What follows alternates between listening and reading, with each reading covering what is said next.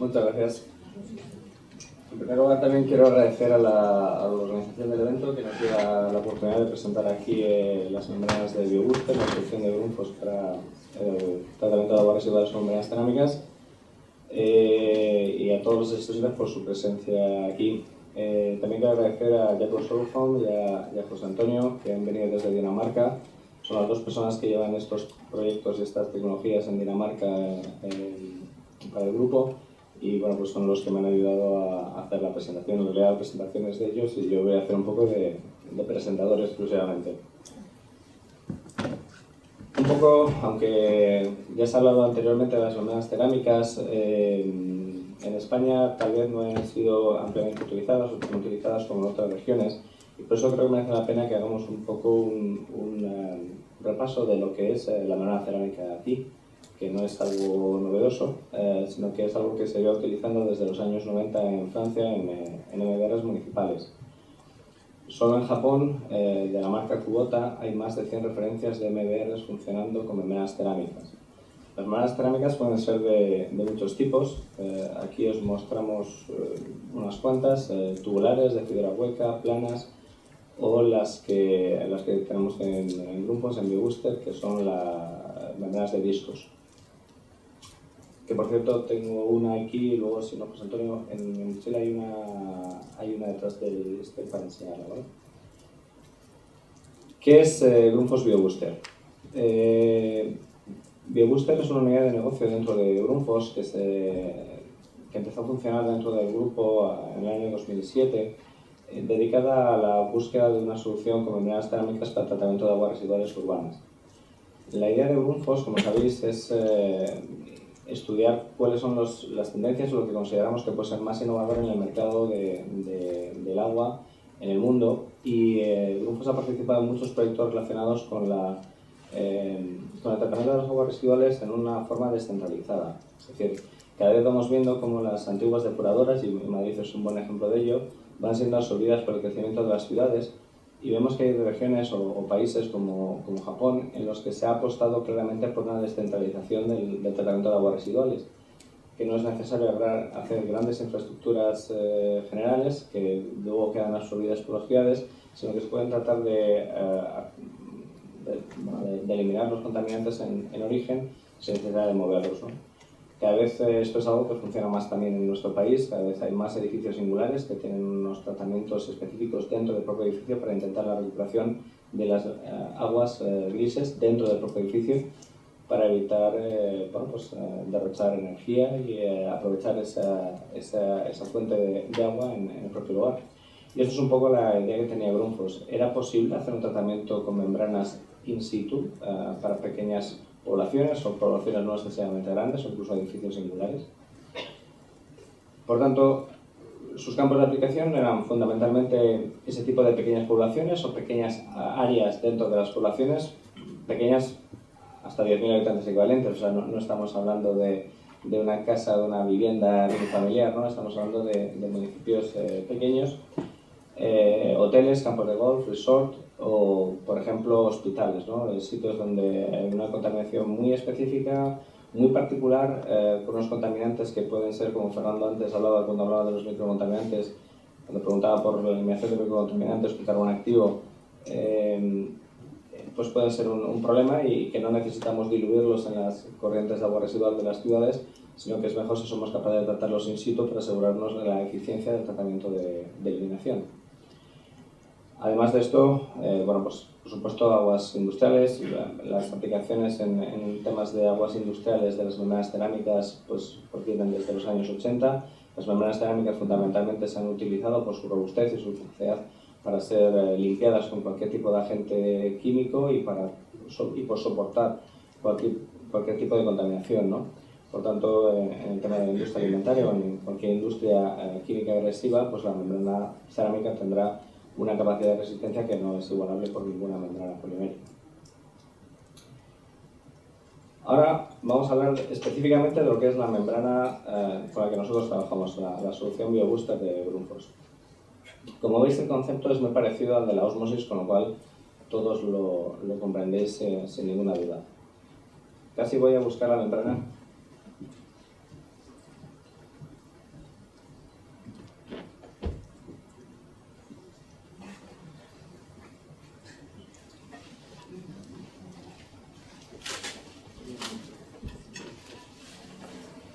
Más vale una imagen que 1000 palabras.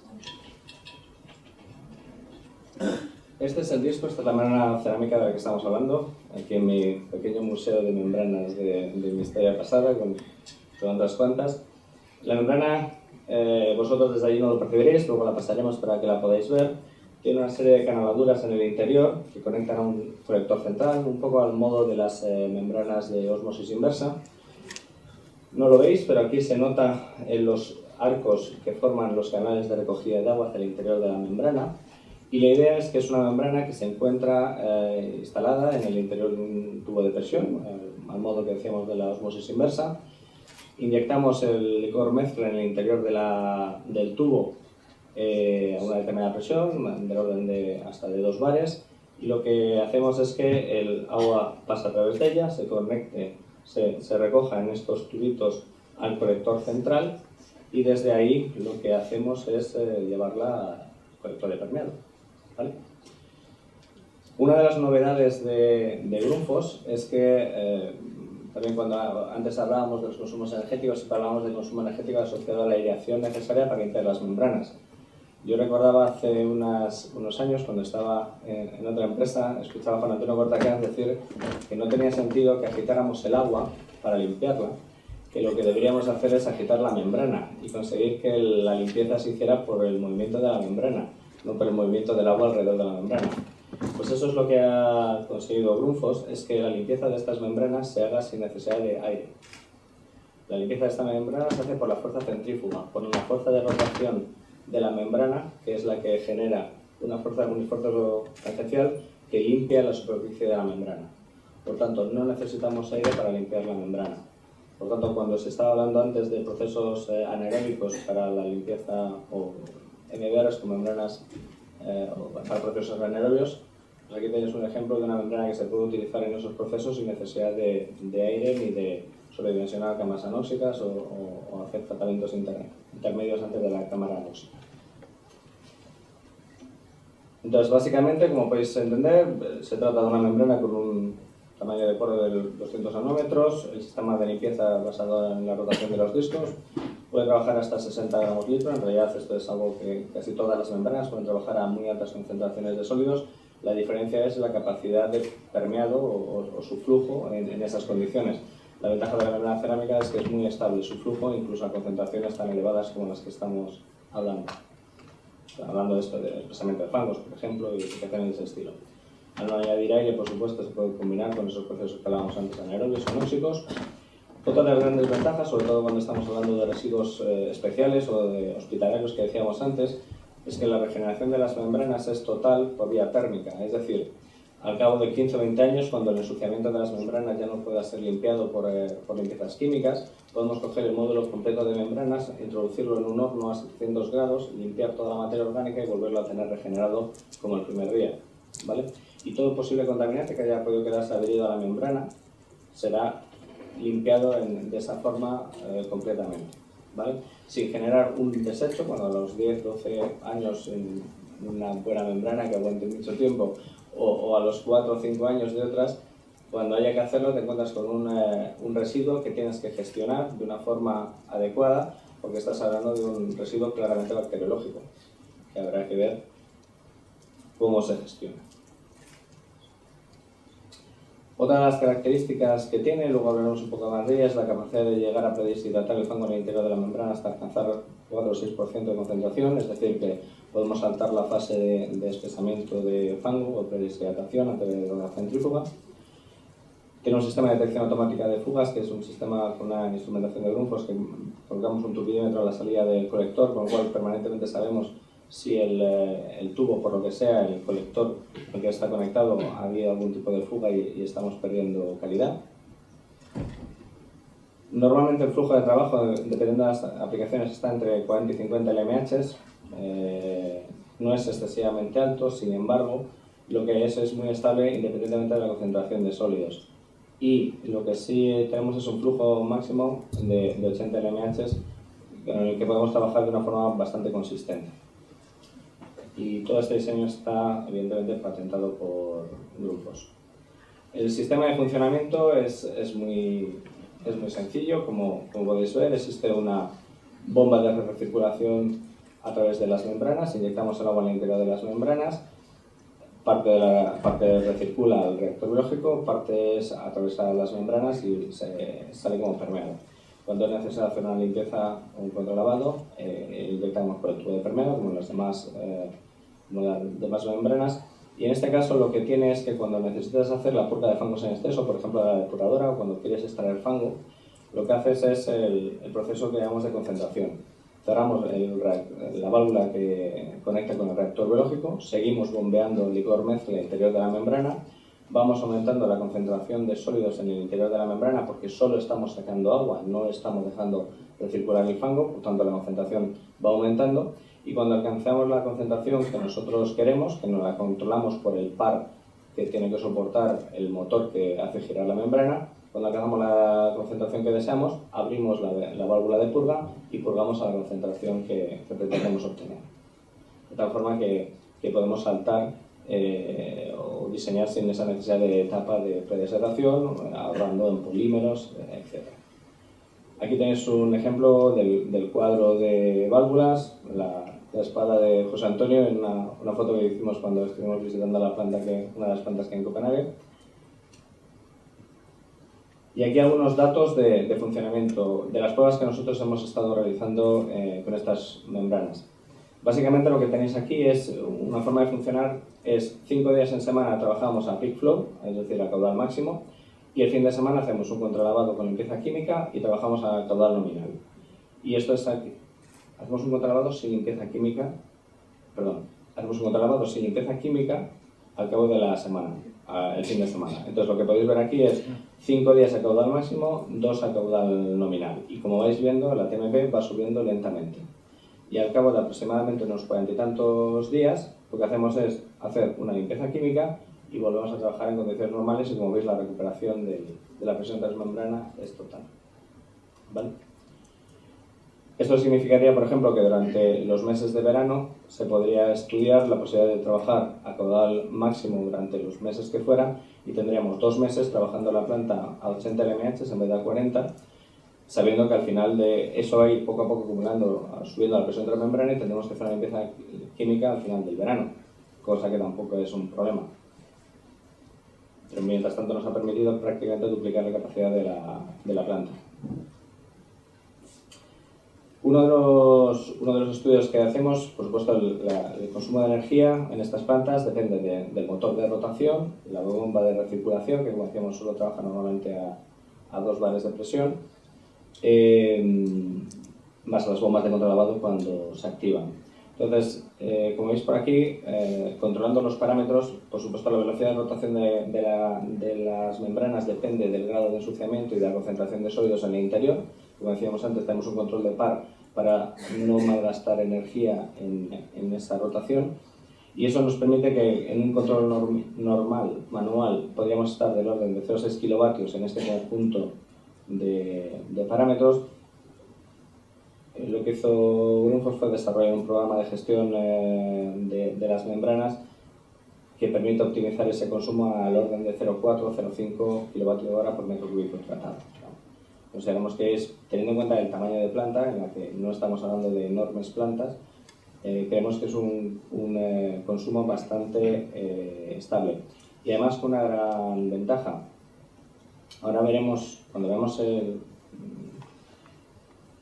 las membranas se pueden adaptar hasta 1/8 del caudal nominal, como luego veremos. Es decir, que durante muchos periodos podemos realmente estar ahorrando en comparación con un sistema que tenga una aireación constante independientemente del caudal que sea, porque el cassette o el módulo necesita siempre una aireación, esté permeando o no. Una de las medidas que se toman en estas membranas es cada vez que se hace una parada, se hace pasar un contralavado a través de ella y se mide la cantidad de agua que ha pasado a través de ella. Esto es un índice del ensuciamiento que ha tenido la membrana. Es decir, cuando yo hago un contralavado, paso agua. Tengo un valor mínimo de agua que debería de pasar. Si ha pasado menos, es porque la membrana está sucia. Mientras pase el caudal por encima del que yo espero, de mi límite de limpieza, no necesito hacer una limpieza con químicos. El contralavado está siendo suficientemente efectivo. Si en algún momento después de un contralavado, yo intento meter agua a través de la membrana y no soy capaz de permear todo el agua de filtrar todo el agua que yo quisiera, eso me está diciendo que mi ensuciamiento no ha sido, mi contralavado no ha sido suficientemente efectivo y por tanto debo de hacer una limpieza química. De tal forma que no hago limpiezas químicas cada 24 horas, cada 48 horas, cada semana o cada vez que se programen. Hago limpiezas químicas cuando el sistema me demanda hacer la limpieza química.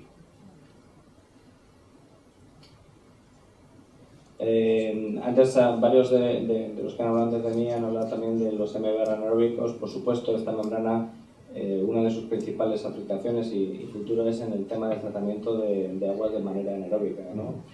Hicimos una prueba piloto en una depuradora de Dinamarca en la que se probó la concentración, se probó hacer el funcionamiento, como veis aquí, de una concentración de 60, 50 y tantos, 60 gramos litro.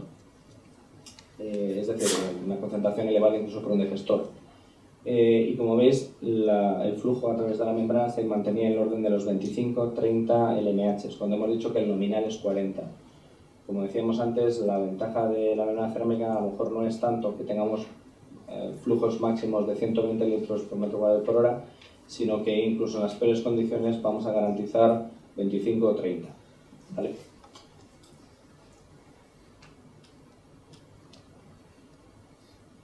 Características del bastidor, de la configuración que nosotros hacemos. Estas membranas van metidas en un tubo, en un módulo de filtración, que es el que os hemos enseñado al principio, y 8 de estos módulos forman un bastidor. Ese bastidor tiene una capacidad de producir unos 518 metros cúbicos día en las condiciones que decíamos antes de caudal máximo, unos 250 metros cúbicos día a caudal nominal estable los 365 días del año. Una de las cosas importantes es que el ajuste de caudal se hace de forma automática, es decir, si durante la noche, durante 8 horas al día, que son las noches, no me llega más que una quinta, una sexta parte del caudal nominal, yo lo que hago es sacar del servicio de esos 8 módulos los que necesite. Y siempre voy a poner en el servicio exclusivamente los módulos que necesite. Es decir, si cada módulo tiene aproximadamente una capacidad de 30 metros cúbicos hora, pues yo puedo hacer incrementos de 30 metros cúbicos hora para cubrir todo el rango de funcionamientos de la depuradora o del municipio. Es decir, no hago saltos de cassette de 1000 metros cúbicos día en 1000 metros cúbicos día.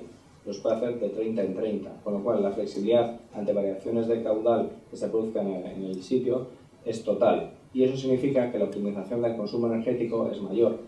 A máximo caudal, óptimo caudal, todos, el consumo energético de estas membranas no es excesivamente diferente o mejor que el de otras membranas que necesitan generación. Lo que sí es cierto es que cuando no estamos trabajando a caudal óptimo de diseño de la membrana de fibra hueca o plana, esta membrana se va a poder ajustar muchísimo más a las condiciones reales de funcionamiento y por tanto va a poder optimizar mucho más sus funciones de mantenimiento, su coste de explotación.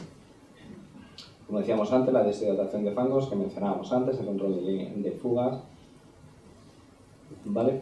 Y bueno, que la reposición de membranas no se espera. De hecho, me gusta lo que está estudiando la posibilidad de que la sustitución de las membranas sea por un módulo igual que se regenera. El Grundfos se quedaría con el módulo antiguo regenerado para aplicaciones, ¿no? Para una reutilización, porque en realidad las experiencias que se están teniendo es que queda como si estuviera nuevo, y las características son las mismas del módulo nuevo. Algunas plantas, empiezo por una planta industrial, Arla Food en Suecia.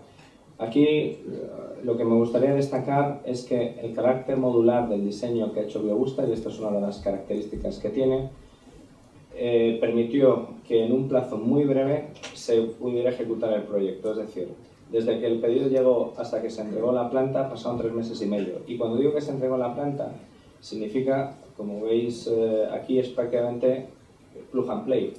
Todos los equipos que antes enseñaba la foto con José Antonio, todos los equipos que van relacionados con la bomba, membranas, bombas de recirculación, membranas, sistema de control, dosificadoras, válvulas de control e instrumentación, todo va integrado en un contenedor, en un soporte que mide 1,10 metros de ancho por 2 metros de altura, absolutamente transportable y de hecho puede ser cubrible y convertible en un contenedor si es necesario.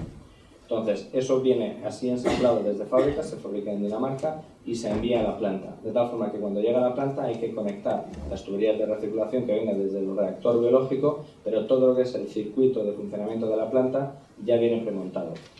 Viene premontado y testado hidráulicamente en fábrica, de tal forma que después, cuando hay que hacer la puesta en marcha, es simplemente verificar que durante la ejecución, durante la instalación, no ha habido ningún tipo de problema o se ha borrado por alguna cosa así. La puesta en marcha, pues aparte del proceso biológico, después lo que es la puesta en marcha de las membranas, pues es muy sencilla, porque como yo os digo, viene premontado y pretestado de fábrica, y en un plazo, como veis aquí, de aproximadamente 8 meses, desde que se da el pedido hasta que se entrega a la planta, tienes una depuradora funcionando. Agua residual urbana, este es el centro de pruebas de BioBooster en Dinamarca. Es una planta pequeña, pero aquí lo que sobre todo nos ha servido es para probar distintas tecnologías y distintas formas de funcionamiento. Esta planta, para Jacob, para mi compañero de Dinamarca, es muy importante porque el agua estaba a 3 grados centígrados y durante muchas épocas del año, durante toda la fase del deshielo, directamente con bloques de hielo que le llegaban. Con lo cual él se siente muy orgulloso de que a 3 grados centígrados de temperatura la planta sigue dando 86 LMH. Esto en Dinamarca es una cosa importante, claro, aquí no es fácil que nos encontremos aguas a 3 grados centígrados. No obstante, también hemos trabajado en proyectos en Andorra, en proyectos en Sierra Nevada, hay plantas en estaciones de esquí, es decir, no quiere decir que no sea importante también en España. Por supuesto, para ellos es fundamental garantizar una membrana con muy baja temperatura mantenga la permeabilidad. Y uno de los proyectos, yo creo, más interesantes de los que tiene BioBooster es el del Hospital Herlev. Este es un proyecto para mí muy interesante desde su concepción. En Dinamarca ha venido estudiando desde hace años la eliminación de los microcontaminantes como una problemática y metales pesados como una problemática del país.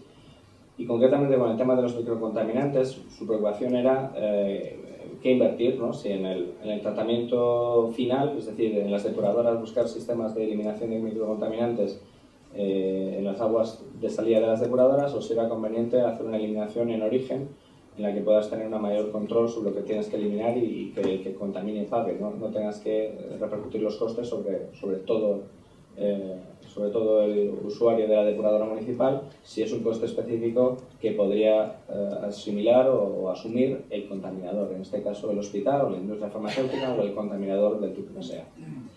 Entonces, lo primero que hizo fue una caracterización de los vertidos de los hospitales. Se hizo un estudio que hizo el Instituto Danés Hidráulico de las contaminaciones que había en esos hospitales, en todos los hospitales de la región de Copenhague.